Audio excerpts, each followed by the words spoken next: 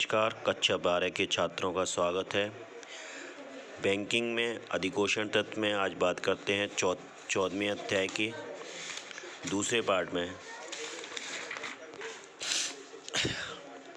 भारत में कल हमने बात करी थी, इससे पहले बात की थी भारत में औद्योगिक बैंकों की आवश्यकता के बारे में। अब बात करते हैं भारत में स्वतंत्रता प्राप्ति के बाद भारत में औद्योगिक वित्त व्यवस्था का किस तरह से उत्साह प्रोत्साहन दिया गया, किस तरह से उसका विकास किया गया। तो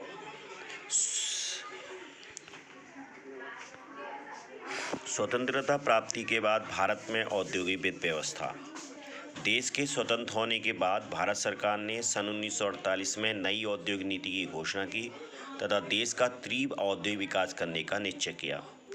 उस समय देश में परंपरागत उद्योग धंधों की तो भरमार थी। परंपरागत उद्योगों से मतलब था छोटे छोटे कुटीर उद्योग थे, उनकी तो भरमार थी, बहुत अधिक मात्रा में थे। किंतु आधारभूत यानी कि बहुत अधिक बड़े उद्योग, आधारभूत से मतलब है बड़े उद्योग, जहाँ वस्तुओं का निर्माण होता था और बहुत अधिक मात्रा में निर्माण होता था, उन ऐसे उद्योग आधारभूत पूंजीगत उद्योगों का अभाव था। क्योंकि तीव्र औद्योगिक विकास के लिए बड़ी मात्रा में तीव्र औद्योगिक विकास के लिए बड़ी मात्रा में पूंजी की आवश्यकता थी, जिसके लिए उद्योगों को मशीन के प्रतिस्थापन, नवीनीकरण, विवेकीकरण तथा विस्तार करने के लिए मध्यकालीन एवं दीर्घकालीन वित्त की व्यवस्था करना आवश्यक था।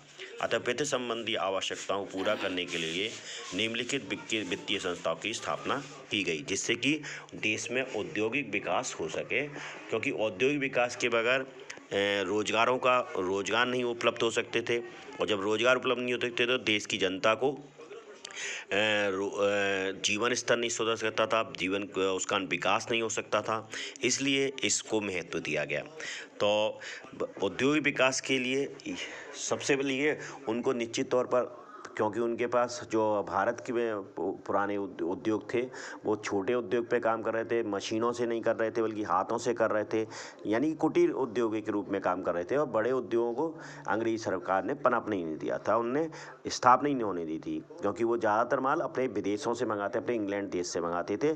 इसलिए इंडिया में कुछ निर्माण होने ही नहीं देना चाहते थे, उनका मतलब ये था। तो भारत सरकार जब आई तो उसने इससे उद्योगों का, अब कोई बहुत सी वस्तु जो हमें विदेशों से मंगानी पड़ती थी उनको कम करने के लिए हमने अपनी उद्योगों को विकास करने का सरकार ने निश्चय किया था। तो इसके लिए उन्होंने उनमें नवीन मशीनें आ सकें, उद्योगों में नई मशीनें आ सकें, उनका विस्तार किया जा सके, उनका विवेकीकरण किया जा सके, उनका नवीनीकरण किया जा सके। इसलिए उनको ऋण के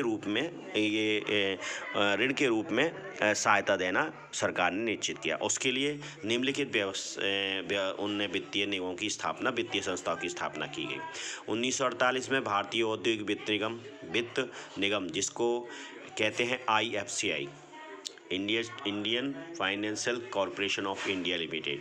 और 1951 में राज्य वित्त निगम बनाए गए। 1955 में भारतीय औद्योगिक साख एवं निवेश निगम लिमिटेड बनाई गई। तो 1964 में भारतीय औद्योगिक विकास बैंक की स्थापना की गई। 1964 में भारतीय इकाई प्रन्यास की स्थापना की गई। 1989 में भारतीय लघु उद्योग विकास बैंक की स्थापना की गई। 1997 में भारतीय औद्योगिक निवेश बैंक की लिमिटेड की स्थापना की गई। इस तरह से वित्तीय संस्थाओं की स्थापना की गई, जिससे कि औद्योगिक बड़े बड़े उद्योग खोले जा सकें और देश का विकास संभव हो सके, देश की जनता को रोजगार भी प्राप्त हो सके। क्योंकि ये बड़ी मात्रा में, जब बड़े बड़े उद्योग होते हैं, बड़ी मात्रा में रोजगार उपलब्ध कराते हैं, इसलिए इनकी स्थापना की गई। अब बात करते हैं सबसे पहले वाली बात की भारतीय औद्योगिक वित्त निगम लिमिटेड यानी IFCI क्या चीज़ थी, किसकी के बारे में अब इसमें बात करते हैं। नंबर 1, पहली बात, इसकी 1 जुलाई 1948 को स्थापना हुई।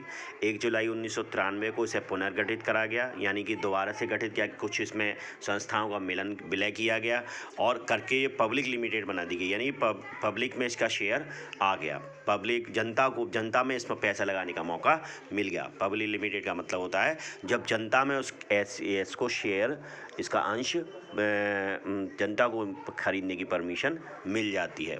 तो तब वो पब्लिक लिमिटेड में 1993 में से पुनर्गठित करके पब्लिक लिमिटेड बनाया गया, जिस अर्थात इसमें जनता को शेयर बेचे गए और वह इसका नाम रख दिया गया भारतीय औद्योगिक वित्त निगम लिमिटेड हो गया। तब से नाम हो गया भारतीय औद्योगिक वित्त निगम लिमिटेड।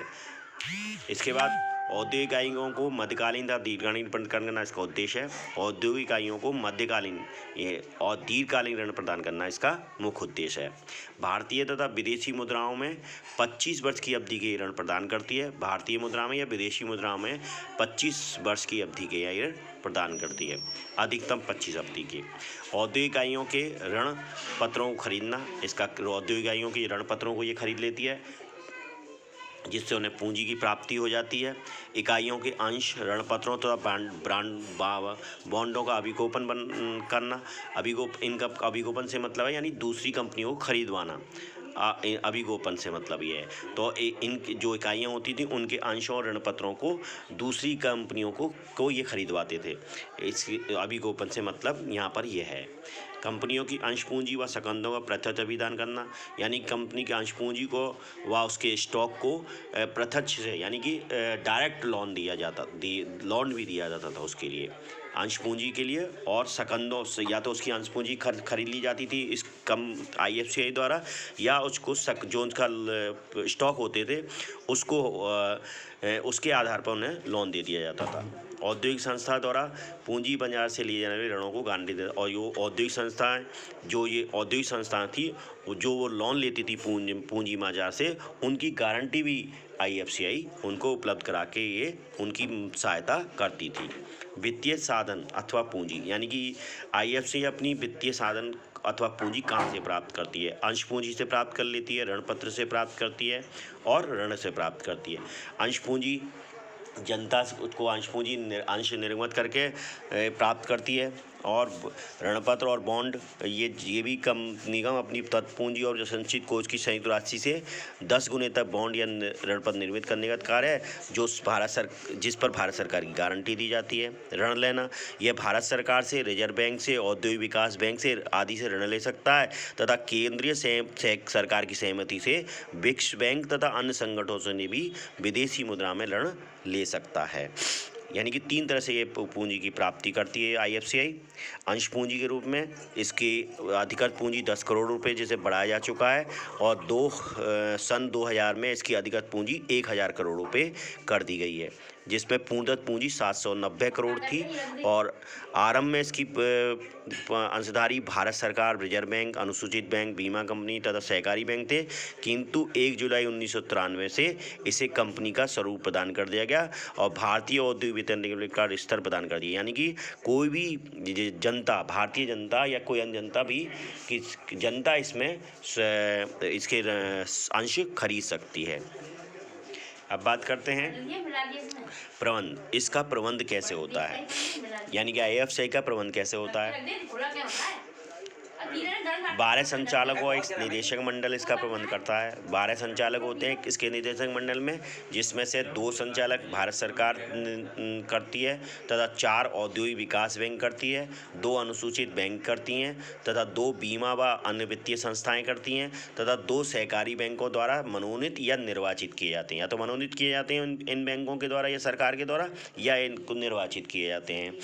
दिन प्रतिदिन के कार्यों में संचालक मंडल की सहायता के लिए 5 सदस्यों की एक केंद्रीय समिति होती है, जिसमें प्रबंध संचालक भी होते हैं। यानी कि उसमें प्रबंध संचालक भी होते हैं, वही उसकी रोजाना के कार्यों की देखरेख करते हैं। इसके अतिरिक्त विभिन्न उद्योगों के संबंध में सलाह देने के लिए 5 परामर्शदात्री समितियां भी होती हैं। इसका मुख्य कार्यालय नई दिल्ली में है। ये इसके बारे में महत्वपूर्ण बातें थी और इसके प्रबंध के बारे में। अब बात आती है आलोचना या दोष की। अब ये इतना अधिक बहुत महत्वपूर्ण है ये भारतीय औद्योगिक विकास निगम, लेकिन फिर भी इसकी कुछ आलोचनाएं हुई, जिसके कारण इसका अपेक्षाकृत ये उद्योगों की मदद नहीं कर सका। उसके कारण ये निम्नलिखित थे। ऋण स्वीकृति में पक्षपात, यहाँ पर ऋण स्वीकृति में पक्षपात होता था, यानी कि मनमानी होती थी। फिर इसकी ब्याज दर भी बहुत अधिक थी। दूसरा, देश में आर्थिक शक्ति के केंद्रीकरण को बढ़ावा। इस पर ये सबसे मेन जो इसका आरोप लगता है कि ये पूंजीपतियों को मदद करता है, यानी कि जिसको जो पहले से ही बड़े अच्छे अच्छे पूंजीपति थे उन्हीं को इन्होंने मदद करी, और जिसको वास्तव में आवश्यकता थी उन उद्योगपतियों को यहाँ पर कोई महत्व नहीं दिया गया, उनको को ऋण प्राप्त मात्रा में ऋण नहीं कर सके जो अधिक मात्रा में विकास कर सकते थे। सबसे बड़ा दोष इसका यही साबित हुआ, क्योंकि पक्षपात की वजह से, मनमानी की वजह से ऐसा संभव हुआ। राष्ट्रीय प्राथमिकता को ध्यान में नहीं रखा गया, यानी कि राष्ट्र की जो प्राथमिकताएं थी, जिन उद्योगों को प्राथमिकता देनी थी वहाँ उन उद्योगों को ऋण उपलब्ध नहीं कराया गया इसके द्वारा। तो ये भी इसके कारण आलोचना का कारण है।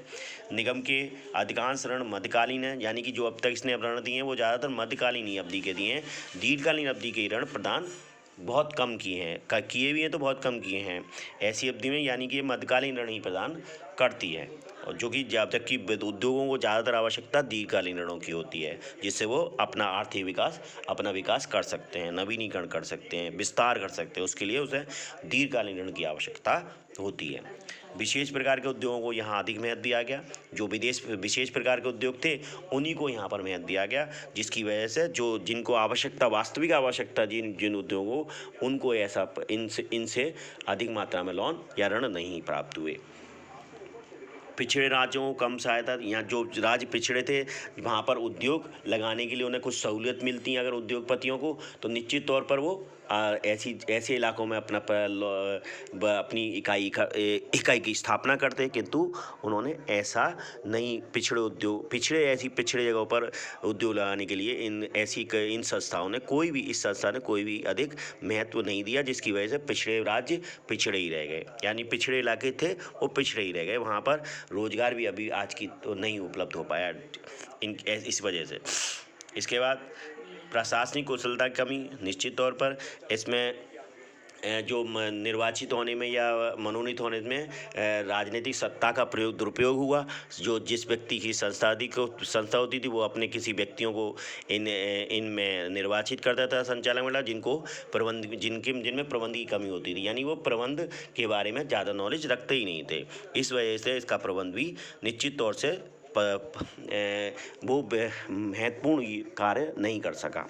इसके बाद यही थे इसकी आलोचना या दोष, लेकिन फिर भी इस संस्था ने देश के उद्योग धंधों का बहुत अधिक मदद की और देश के औद्योगिक विकास में बहुत अधिक सहायक हुई। अब बात करते हैं इसकी सबसे महत्वपूर्ण बात, देश के सबसे पुराने इस वित्तीय संस्थान को एक वित्तीय संस्थान पीएनबी में विलय करने का अब निर्णय हुआ है, जो कि कुछ ही दिनों बाद व्यावहारिक रूप से सरकार इसके लिए एनबीएफसी अधिनियम में संशोधन करने होंगे, बैंकिंग नियम अधिनियम में, और उसके बाद ये पीएनबी पंजाब नेशनल बैंक में विलय हो जाएगा। धन्यवाद।